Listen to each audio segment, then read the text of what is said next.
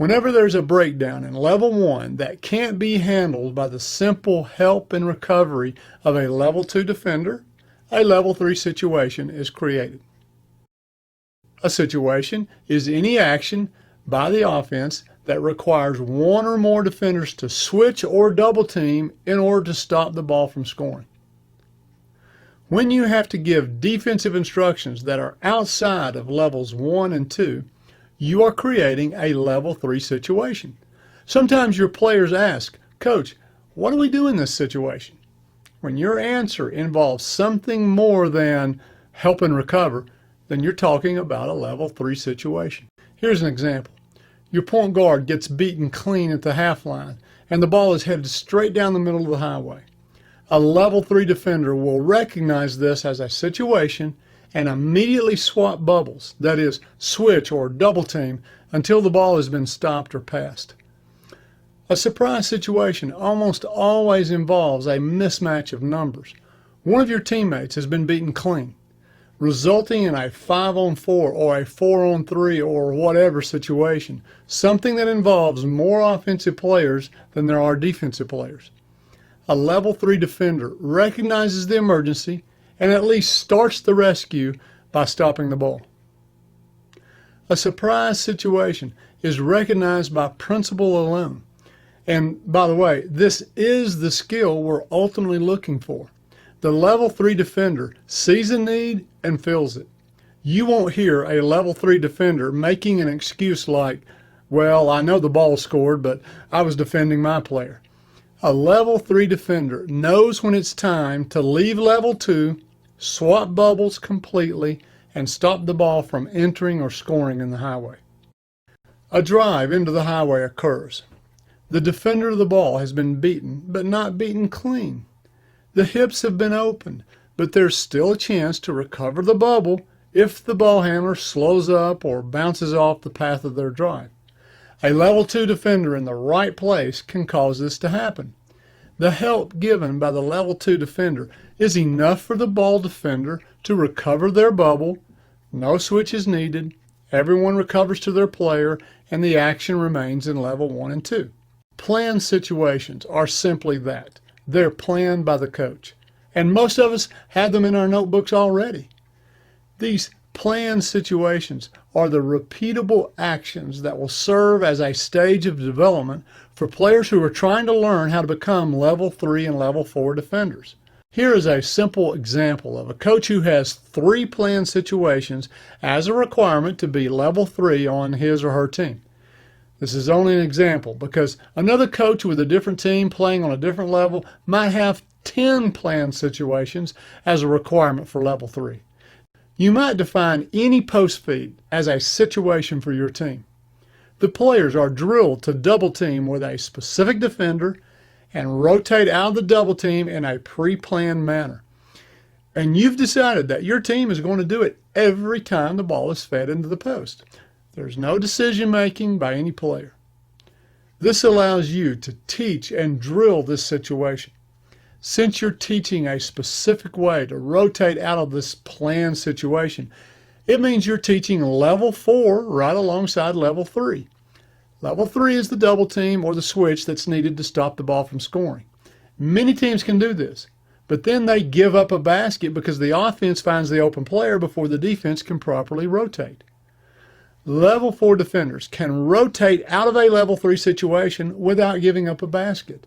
They can find the open players before the offense can. So, a planned situation that includes the double team or the switch plus the rotation out of it can be viewed as a drill that ties level 3 and level 4 together. Perhaps you're planning on switching all ball screens. Now your players have 2 situations that they must know in order to be level 3 defenders, post feeds and ball screens. One more to complete our example. Let's pretend that you zone trap on all baseline out of bounds. Yes, these levels apply to zone defenses as well. If the trap does not work, then your team must know how to rotate out of their traps and prevent giving up an easy basket. That's both level 3 and 4 you're working on. Here are some offensive actions that typically create situations for the defense.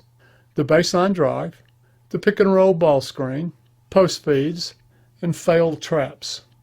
Let's pretend that you've decided that all baseline drives are automatic situations for your team. The corner or wing drives baseline, and regardless of whether the defender is beaten clean or not, the team is going to do the following. The weak side corner defender stops the drive outside the lane, forming a temporary double team. Regardless of where the ball is passed, our rotation demands everyone rotate one offensive player to the right. I know there are some mismatches out here after we rotate.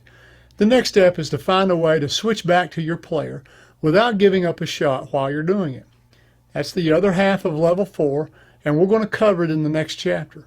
Right now, we just want our rotation to cover all players, and especially anyone who became open due to the situation. In this 4-out-1-in formation, let's pretend that you've decided to never help with your post defender. The wing drives baseline, and the opposite wing defender, the lowest weak side defender, stops the drive outside the lane. Everyone except the post defender rotates one player to the right. In this 3-out-2-in formation, let's pretend that you've decided to stop penetration with your closest post defender. The wing drives baseline.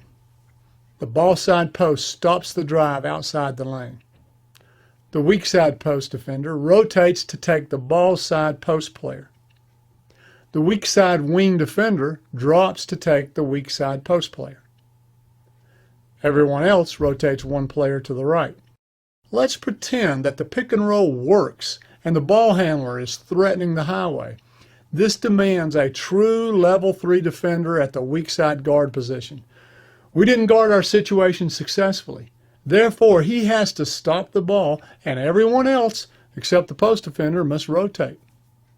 Let's look at double teaming the post from other positions. Besides deciding on which player to double team with, you'll want to decide when to double team. There are 3 ways.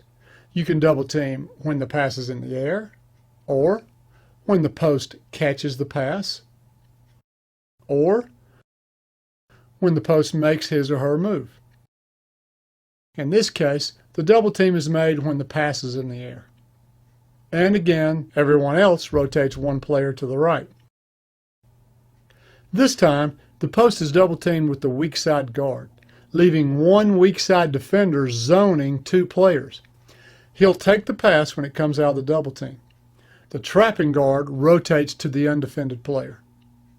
The last scenario is to have the double team come from the lowest weak side defender. Instead of specifying an exact rotation, I've told the 3 remaining perimeter players that they must defend and rotate by principle only and buy time for the double teamer to find an open man. We don't want our failed trap to create scoring opportunities for our opponent.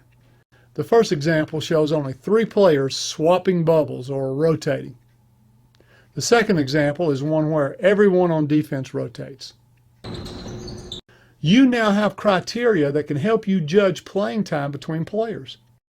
Look, Johnny, or look, Jill, I can't start you and I can't play you during this time or against this team because you're not level 3. You've demonstrated that you cannot guard our situations while your teammate can. That's why she's starting and you're not. Or how about this scenario? Both of you players can guard our team situations, our planned situations. In other words, you're both level 3. However, one of you has demonstrated that he can also recognize and guard surprise random situations. Guess which one I have to play?